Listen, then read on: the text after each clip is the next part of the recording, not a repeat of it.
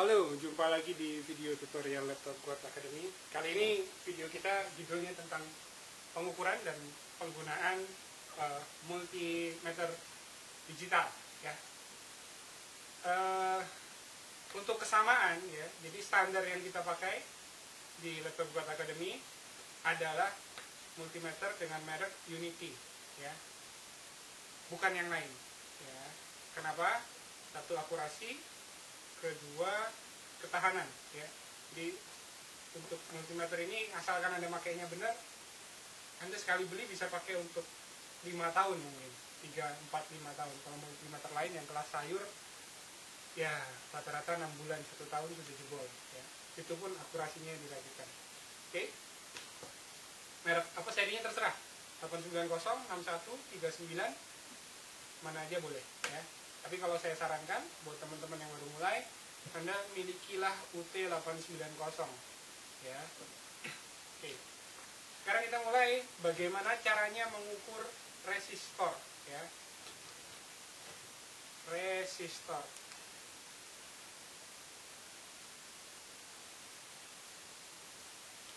Ini komponen sebuah resistor, ya.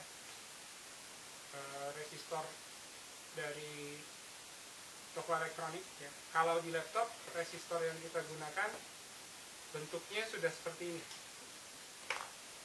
kecil-kecil seperti ini, ya, kayak kutu istilahnya, pada bilang kutu, dan tidak ada nilai tertera, ya. Jadi untuk bisa tahu ini resistor apa yang digunakan, berapa nilainya, kita perlu cek skema, ya, atau menggunakan datasheet.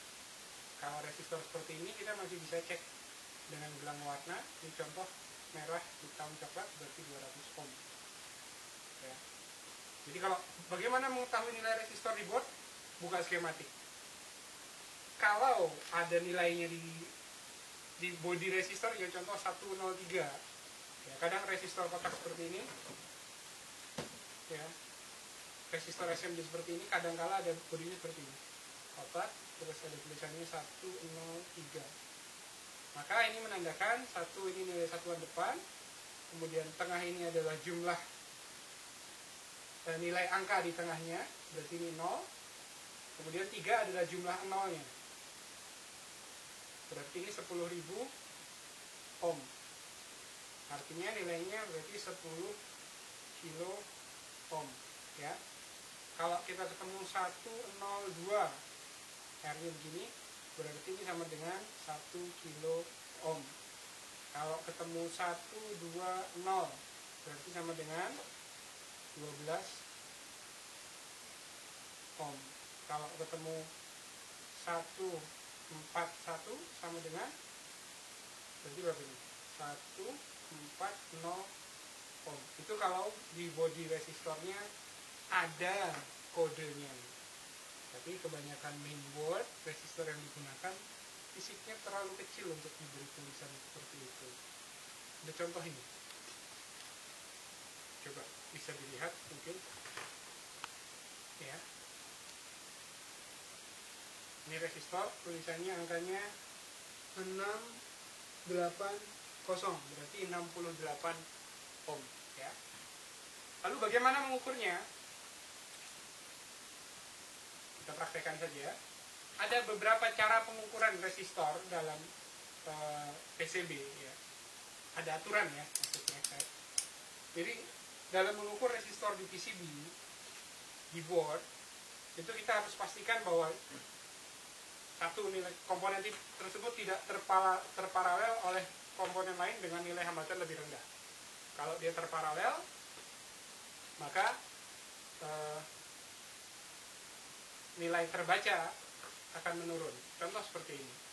Ini resistor 2 biji, nilainya 680, ya. Kalau dilihat dari jalurnya, dua resistor ini saling terparalel. Maka karena dia terparalel seperti itu, sirkuitnya jadi seperti ini.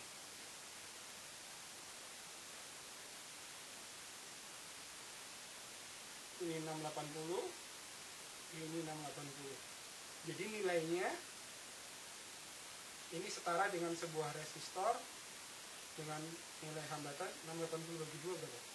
340 ohm. seperti itu. Ini yang terjadi pada resistor kalau dia terparalel. Sekarang kita cek, kita ukur nilainya 680, tapi secara fisik di jalurnya saya sekilas melihat dia terparalel. Kita ukur benar tidak. Oke. Oh ya, 680 maksud saya berarti tadi 68 ya, bukan 680 ya. Saya salah. Oke, jadi ini terukur 34 ohm ya. 680 2 biji di paralel jadi nilainya 34, sesuai. Ya. Kalau kita lepas satu-satu, resistor ini akan terbaca nilainya sesuai tulisan ini 68. Begitu kira-kira. Jadi dalam pengukuran resistor di board, teman-teman harus bisa memastikan kondisi jalurnya seperti apa. Lalu bagaimana menyeting di multimeternya sendiri? Untuk mengukur komponen, maka menu di sini, angka tertera di sini, ini lambang ohm, kemudian ini nilai tertera. Ini adalah batas ukur pada mode tersebut. Contoh, di sini saya set di 600. Berarti batas ukur di titik ini adalah 600 ohm. Di atas nilai 600 ohm, maka angkanya tidak lagi akan terbaca. Ya.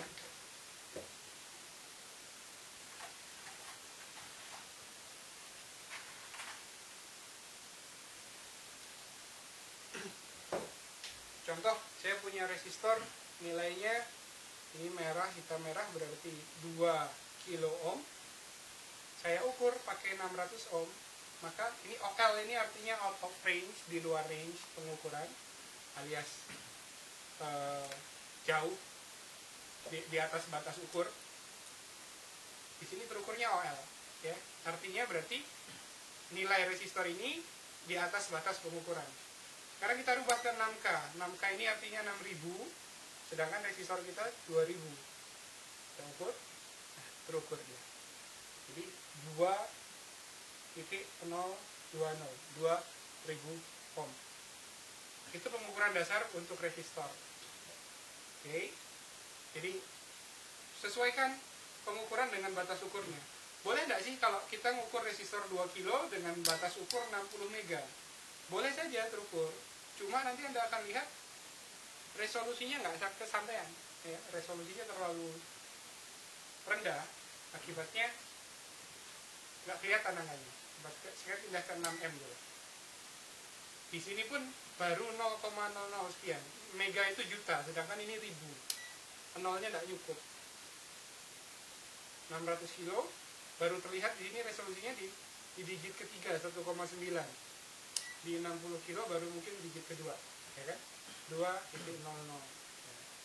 Makanya gunakan menu ukur dengan skala terdekat dengan komponen yang Anda ukur. Itu tips pertama dalam pengukuran resistor.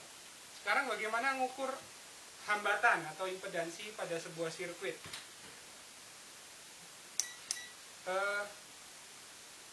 Ada 2 langkah dalam mengukur hambatan di sebuah sirkuit. Contoh, saya mau mengukur nilai hambatan beban dari sebuah pembangkit. Di sini ada beberapa koil ya, pembangkit terhadap ground. Berapa nilai hambatannya? Maka probe hitam pasang di ground, ya. Kemudian yang merah kita jalankan, taruh di titik ukurnya. Gunakan ohm dulu untuk bisa tahu nilai hambatannya, nilai ohmnya berapa, ya. Contoh saya ukur di R36 ini di PL17, ya. Sekarang kita ukur nilainya 1,2 ohm, ya. Ini pengukuran pasif karena tegangan ukurnya rendah. Sekarang saya coba ukur pakai continuity test, di mana tegangan ukur di sini lebih tinggi sehingga mengaktifkan beberapa semikonduktor yang ada di situ, ada dioda, MOSFET ataupun IC. Kita lihat angkanya berubah tidak. Nah, itu 0,8. Ini pengukuran aktif, sedangkan ketika pengukuran pasif 1,2 ohm. Angka mana yang jadi pegangan? Yang jadi pegangan nilai yang ohmnya, ya. Karena pada kondisi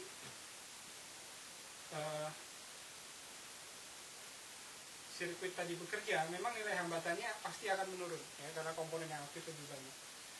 secara pasif kita ukur pakai ohm ya. Jadi kalau kadang nanti saya akan seringkali bertanya ke teman-teman, berapa ohm impedansinya, itu hambatannya yang dimaksud adalah hambatan dari ground terhadap titik ukur, biasanya jalur tegangan. Mungkin jalur 5 volt, jalur 3 volt, atau sebagainya ya. Kita ambil contoh lagi. Ini jalur 5 volt, 3 volt ya. Ini jalur 5 volt, 3 volt, kita ukur berapa nilai hambatannya. Oke. Ini pakai skala ya, supaya teman-teman lihat.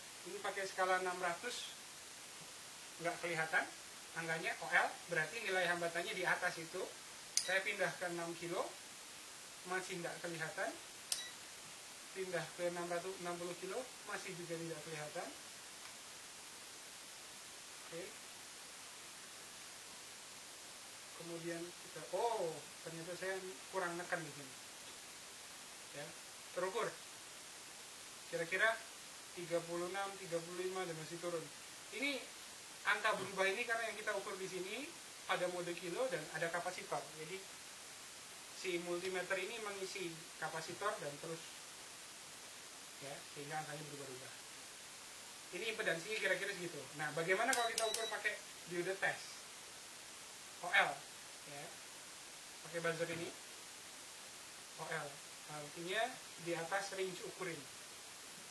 Lalu sekarang jalur tegangan yang sebelahnya kita coba. Oke, pakai buzzer OL berarti besar, 6 kilo harus baca juga. Pakai 60 kilo juga masih belum terlalu ini. 60 kilo mulai terbaca. Nilainya kira-kira segitu, 20